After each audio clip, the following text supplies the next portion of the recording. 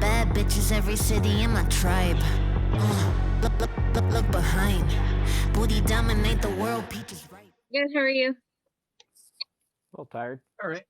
No, I was listening in just a little bit, especially when you guys were going in about trying to set term limits on the Supreme Court and stuff like that, states' rights, positions on the Constitution, and whatnot. I'm just I'll give you a little insight from me. I'm a libertarian, staunch constitutionalist. All right, you can call me whatever name you want. I don't personally give a damn. But when it comes to the Supreme Court, there's a reason why the Supreme Court was meant for a lifetime position, because while the laws are constantly changing, the Constitution doesn't. And the Supreme Court should never be looked at as a political entity. I really dislike the fact that people are trying to push political angles towards the justices that they select. I would much prefer that the best judge out there is given the position in the Supreme Court if there's an opening for it. And that would be based on their ability to interpret the Constitution. Well, I can understand coming from that position, but at this point, you would be against term limits? What was that? You would be against term limits? I would be against term limits for the Supreme Court justices, because it was meant as part of the Constitution that these were lifetime positions. Because, like I said, the Constitution does not change unless it makes it through the changes. There's your 2/3 of the House, 2/3 of the Senate, and 75% of your every 20 years. What was that? The Constitution was meant to be updated and changed every 20 years. Like, that was the intention of the founding fathers. Well, our country has grown to an extent where you're having to deal with a lot more people, and but the ways that we change the Constitution have not changed.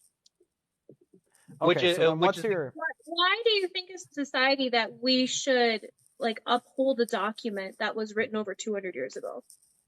Because it still provides the most fair and balanced way of being able to manage the day. It doesn't. It is a reflection.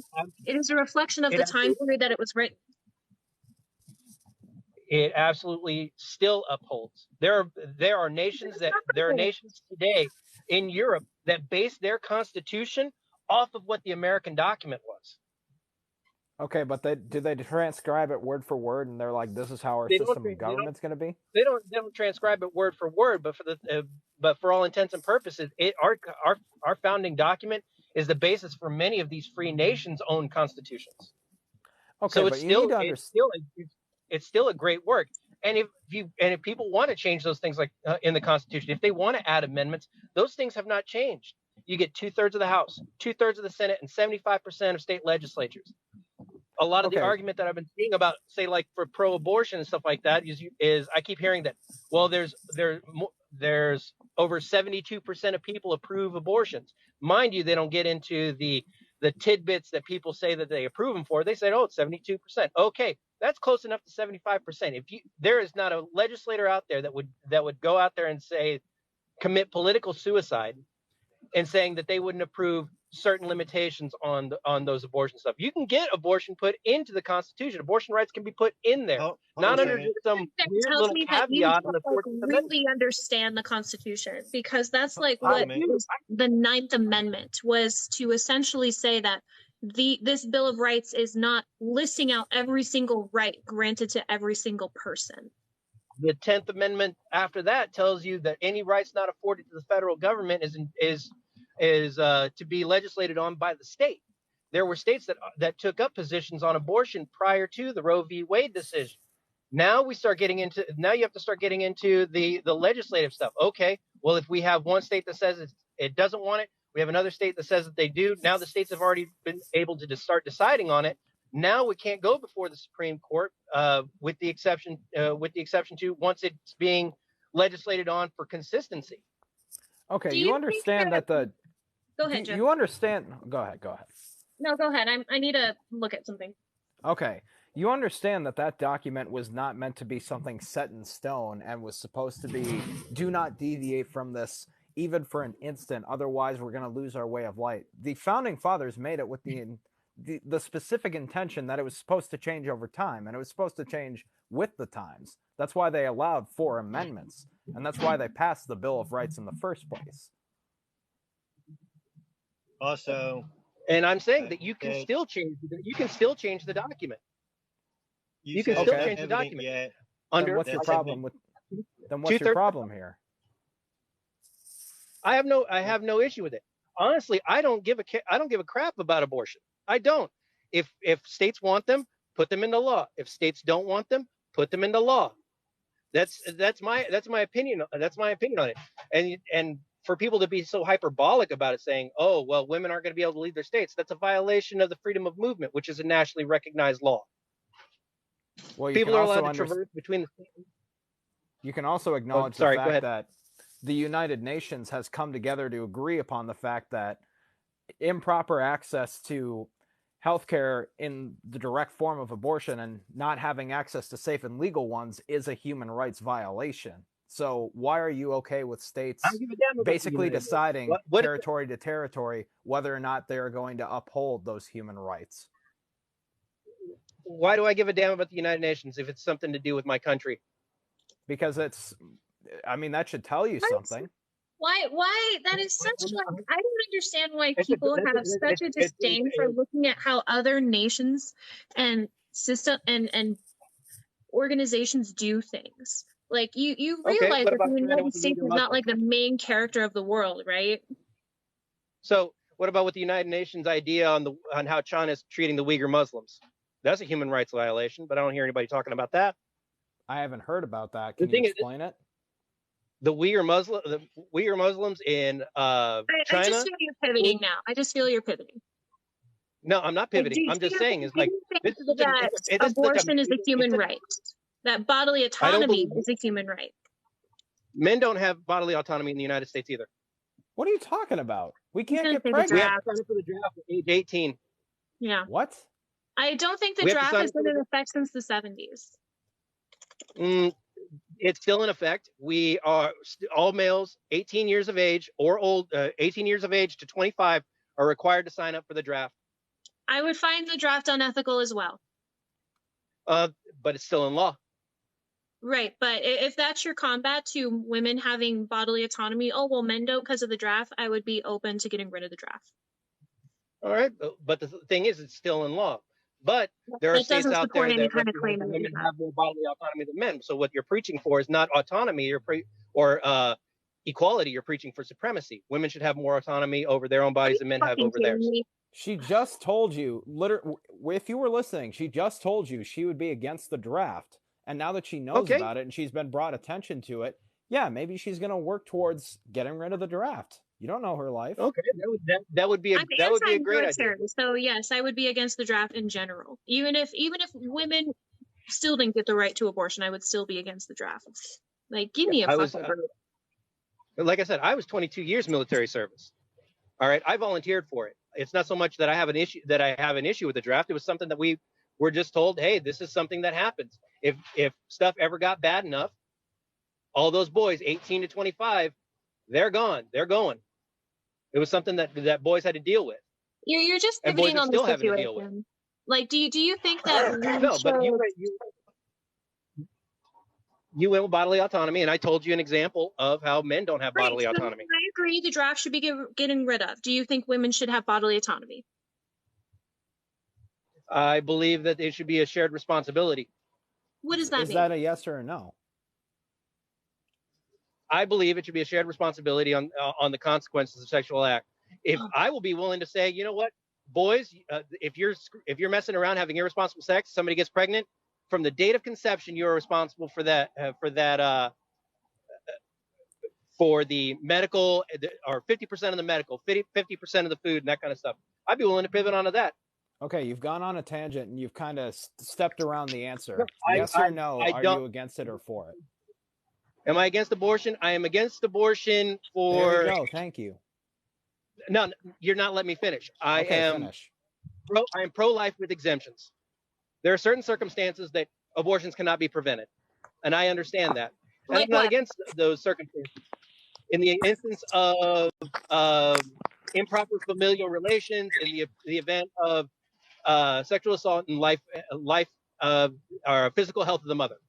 Those are my three exemptions. Why do people who have the capacity for pregnancy only deserve rights to their body when they have either been violated or are dying? Because it no longer becomes a matter of whether or not there was an actual violent act or some sort of improper thing or something that would involve life or limb of a full human life. It is a matter of responsibility.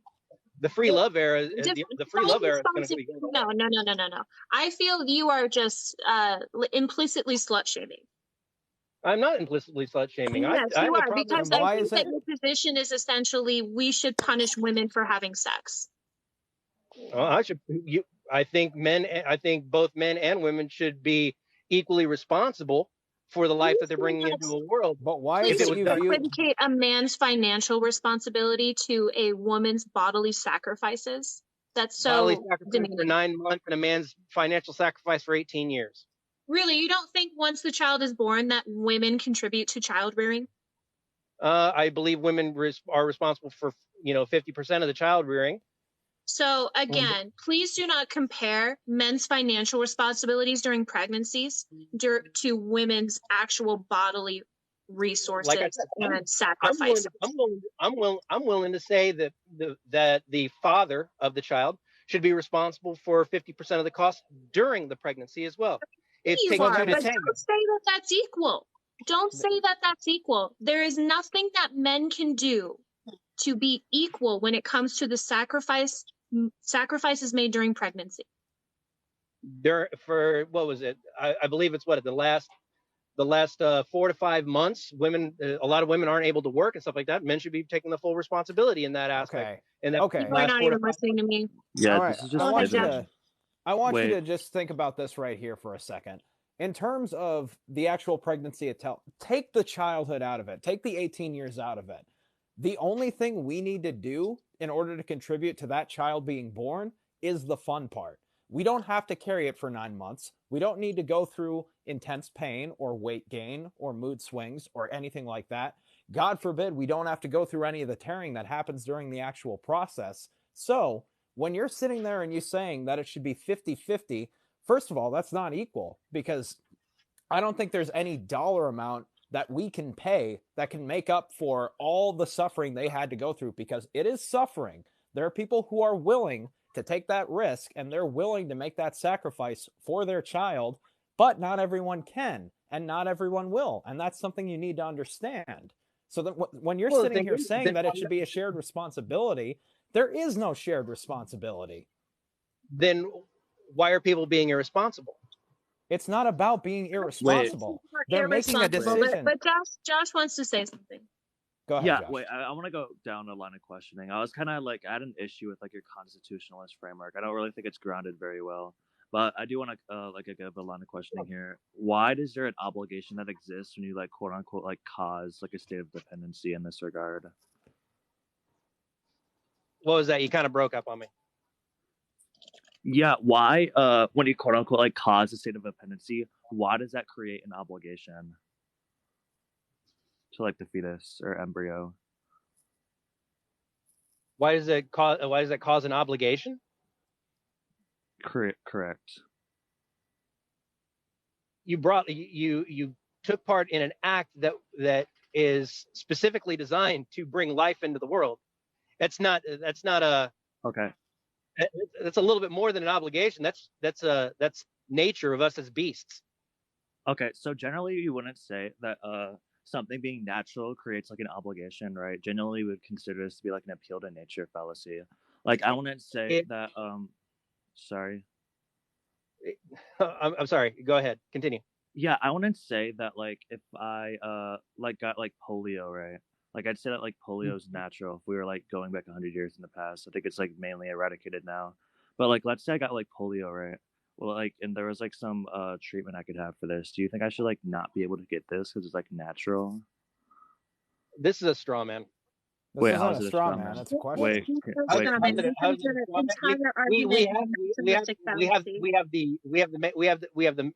have the medical capabilities in which to prevent polio. And yeah, that's why I gave you. We have the medical capabilities, and you have the choice. And you have the choice. He's whether or not to testing get your, that. Do you realize that he's testing your morality here? Wait, no, I'm morality testing the specific like framework you gave. I'm specifically testing like this sort of like appeal to nature framework you gave, right? That if something's like natural, therefore an obligation is created as a result to like follow what is natural. Right, like you getting medicine to stop a disease in general. I don't have to bring up like polio. I can bring up like we advanced medical science. Wait. I do want to finish though. I don't want to be interrupted.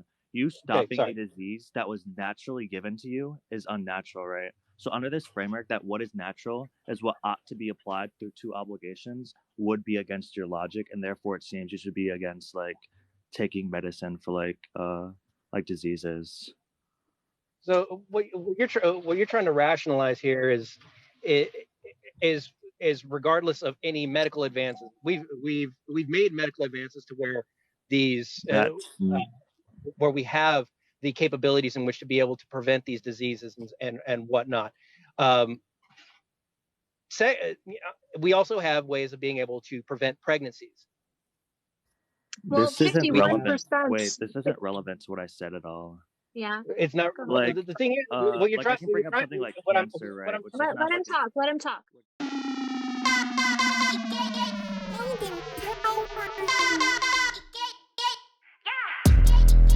I'm so fucking cute, bitch. I'm so fucking cute.